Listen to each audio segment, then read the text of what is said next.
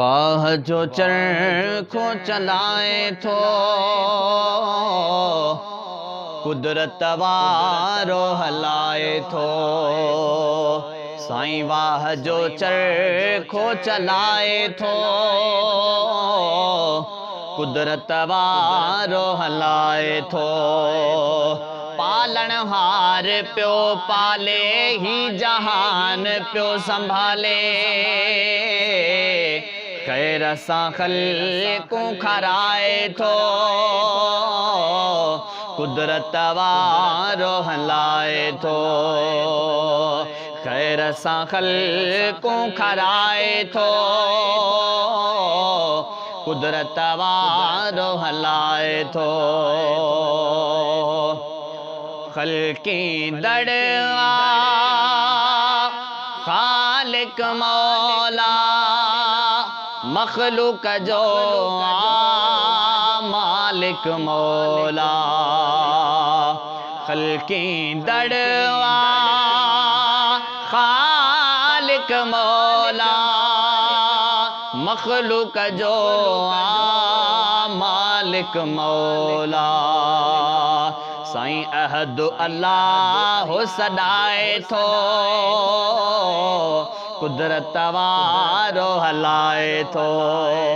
अहद अल्लाह सॾाए थो कुदरत वारो हलाए थो। पालन हार प्यो पाले ही जहान प्यो संभाले। खैर सां ख़ल्क़ूं खराए थो कुदरत वारो हलाए थो। कादिर जाहिन कुर्ब किरोड़े कुन फयकून सां जग खे जोड़े। कादिर जाहिन कुर्ब किरोड़े कुन फयकून सां जग खे जोड़े। धरती सोहणी सजाए थो कुदरत वारो हलाए थो। साईं धरती सोहणी सजाए थो कुदरत वारो हलाए थो। पालन हार प्यो पाले ही जहान प्यो संभाले। खैर सां ख़ल्क़ूं खराए थो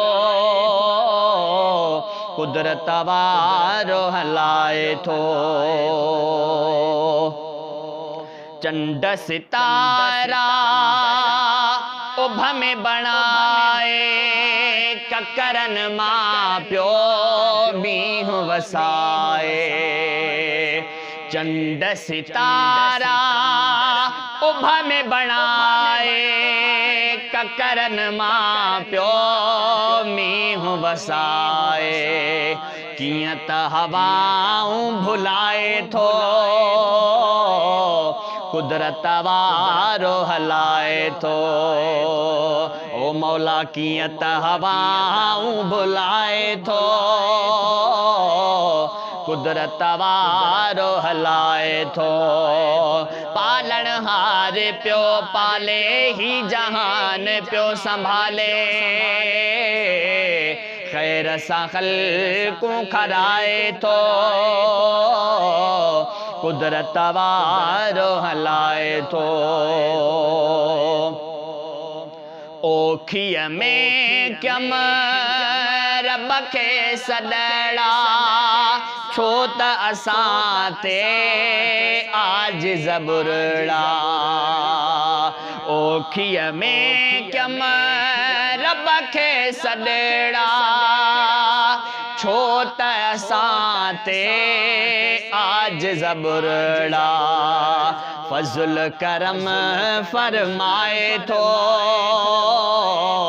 कुदरत वारो हलाए थो, फज़ल करम फरमाए थो, कुदरत वारो हलाए थो, वाह जो चरखो चलाए थो, कुदरत वारो हलाए थो, पालन हार प्यो पाले ही जहान प्यो संभाले, खैर सां ख़ल्क़ू खराए थो, कुदरत वारो हलाए थो।